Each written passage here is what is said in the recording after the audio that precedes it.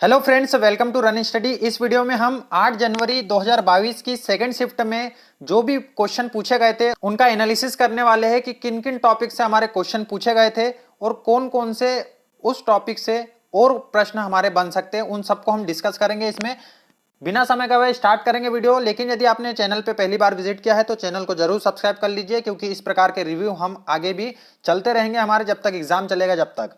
ठीक है, तो स्टार्ट करेंगे। चित्रगुप्त मंदिर कहां पर स्थित है? पहला क्वेश्चन आया था कि चित्रगुप्त मंदिर कहां पर स्थित है, तो यह मंदिर खजुराहो में स्थित है। कहां पर स्थित है? खजुराहो में स्थित है, जो कि छतरपुर में आता है। ठीक है, आपको याद रखना है, मतलब खजुराहो मंदिर से रिलेटेड क्वेश्चन पूछे जा रहे हैं। लास्ट में हम इसी वीडियो में डिस्कस करेंगे कि खजुराहो, जो पूरा ओवरऑल डिस्कशन हम कर लेंगे खजुराहो मंदिर के बारे में। ठीक है, यहां पर जो चित्रगुप्त मंदिर है खजुराहो में एकमात्र सूर्य मंदिर है, जो कि चित्रगुप्त मंदिर के नाम से प्रसिद्ध है। ठीक है, भारत भवन, अगला क्वेश्चन आया था कि भारत भवन कब बना था, तो भारत भवन भोपाल में है।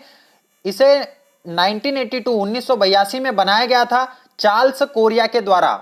मतलब भोपाल में अधिकतर चीजें जो बनी है वो, उसका वास्तुकार कौन है, तो चार्ल्स कोरिया ही उसका वास्तुकार था। ठीक है, तो आपको ध्यान रखना है, भोपाल में 1982 में भारत भवन बना था चार्ल्स कोरिया के द्वारा। ठीक है, जल विलास महल, ये पहली शिफ्ट में भी क्वेश्चन पूछा गया था, रिपीट हुआ है क्वेश्चन।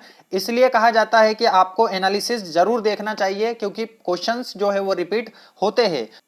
तो जय विलास महल यह ग्वालियर में स्थित है। 1874 में इसे जयाजीराव सिंधिया के द्वारा बनाया गया था। जयाजीराव सिंधिया के द्वारा जल विलास महल बनाया गया था, आपको ध्यान रखना है। आगे बढ़ेंगे। चीनी का कटोरा किसे कहा जाता है? नेक्स्ट क्वेश्चन आया था, चीनी का कटोरा किसे कहा जाता है, तो यह नरसिंहपुर को कहा जाता है। चीनी का कटोरा किसे कहा जाता है? नरसिंहपुर को चीनी का कटोरा कहा जाता है। यदि राज्यों में पूछता तो यूपी को चीनी का कटोरा कहा जाता है। इसका ही अलग टाइप से, अलग स्वरूप में पहली शिफ्ट में क्वेश्चन पूछा गया था गन्ना उत्पादन को लेकर। तो जहां पर गन्ना उत्पादन ज्यादा होगा वहीं पर चीनी बनती है, तो सेम क्वेश्चन था लेकिन गन्ना उत्पादन के रूप में पूछा था, तो उसका आंसर भी नरसिंहपुर था। और यूपी, सबसे ज्यादा गन्ना कहां पर उत्पादित होता है, तो यूपी में होता है, तो चीनी भी सबसे ज्यादा कहां बनेगी? यूपी में बनेगी।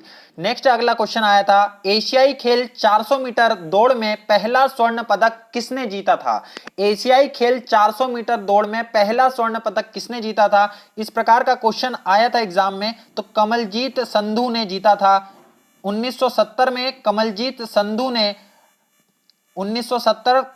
संधू ने पहला 400 मीटर में स्वर्ण पदक जीता था, रनिंग में, दौड़ में। ठीक है, तो ये भी क्वेश्चन आया था, इसको और आपको याद रखना है। खेल से संबंधित प्रश्न पूछे जाते हैं। पहली महिला, खास तौर पे पूछा जाता है क्वेश्चन कि पहली महिला, तो ओलंपिक में भी आपको याद रखना है, कर्णम मल्लेश्वरी पहला पदक जीता था, कांस्य पदक जीता था। कहां पर? सिडनी ओलंपिक 2000 में। ठीक है, वो भारोत्तोलन से संबंधित है, तो उनके बारे में क्वेश्चन पूछा जा सकता है, वो भी याद रखना है आपको।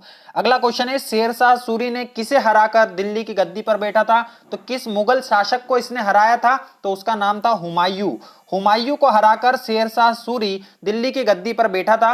और शेरशाह का मकबरा भी पूछा जा सकता है। शेरशाह सूरी का मकबरा सासाराम, बिहार में है शेरशाह सूरी का मकबरा। और हुमायूं का मकबरा पूछा जा सकता है, तो दिल्ली में है हुमायूं का मकबरा। ठीक है, तो ये बातें भी आपको ध्यान रखना है। अगला क्वेश्चन था कि तेंदुपत्ता उत्पादन में प्रथम राज्य कौन सा है? तो तेंदुपत्ता उत्पादन में ये ऑप्शन के अनुसार हम लगा पाएंगे, आंध्र प्रदेश, महाराष्ट्र, मध्य प्रदेश, तीनों का स्थान आता है इसमें। तो आंध्र प्रदेश पहले स्थान पे, महाराष्ट्र, एमपी, इस प्रकार से आता है। तेंदुपत्ता उत्पादन के लिए राज्य सरकार ने कई सारी योजनाएं प्रारंभ करके रखी है, तो इसमें से एक जो पहल थी उसके बारे में आपको याद रखना है, चरण पादुका पहल। चरण पादुका पहल यह तेंदुपत्ता बीनने वालों के लिए उन्हें प्रारंभ की गई थी मध्य प्रदेश सरकार के द्वारा, तेंदुपत्ता बीनने वालों के लिए। ठीक है, नेक्स्ट क्वेश्चन था, महाराष्ट्र के मछुआरों द्वारा कौन सा नृत्य किया जाता है? महाराष्ट्र के मछुआरों द्वारा जो नृत्य किया जाता है वह है कोली नृत्य। महाराष्ट्र के मछुआरों द्वारा किया जाता है कौन सा नृत्य? कोली नृत्य। ठीक है, आपको ध्यान रखना है। फिर लास्ट में है, खजुराहो मंदिर से जो क्वेश्चन आ रहे हैं उनको हम एक बार डिस्कस कर लेते हैं।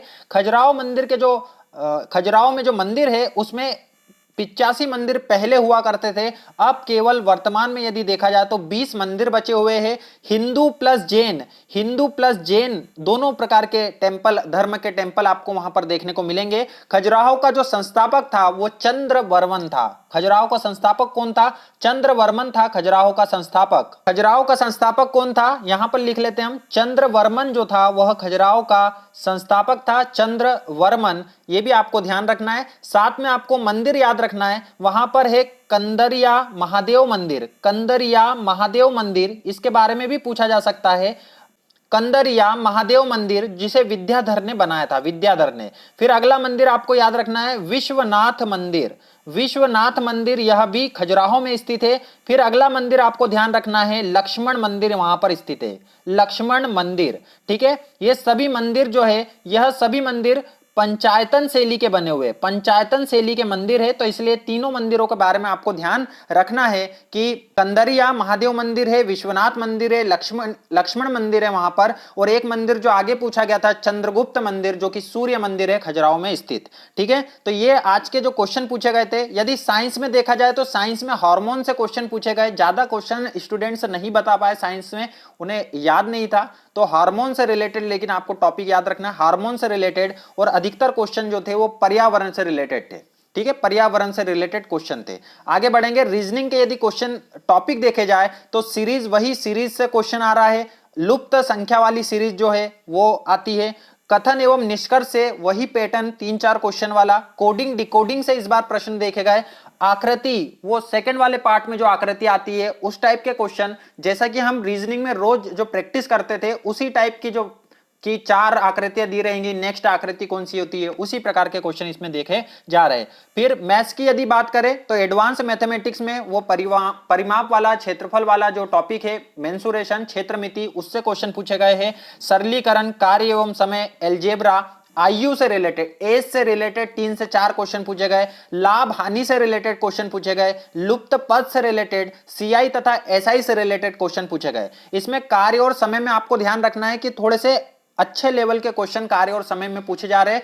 एक छोड़कर कार्य करने वाला, एक दिन कोई और कर रहा है, दूसरे दिन कोई और कर रहा है, तो टोटल कार्य कितने दिन में कंप्लीट होगा, इस टाइप के जो प्रश्न है वो भी पूछे जा रहे हैं। तो आपको इनको भी सबको कर लेना है। ठीक है, तो ये था हमारा सेकेंड शिफ्ट का रिव्यू। यदि आपको वीडियो अच्छा लगे तो वीडियो को लाइक जरूर करें। पहली बार विजिट किया है तो चैनल को जरूर सब्सक्राइब करें। मिलते हैं इसी प्रकार के नेक्स्ट रिव्यू में कल वाले फर्स्ट शिफ्ट में। तब तक के लिए good bye and thank you. जय हिंद, जय भारत।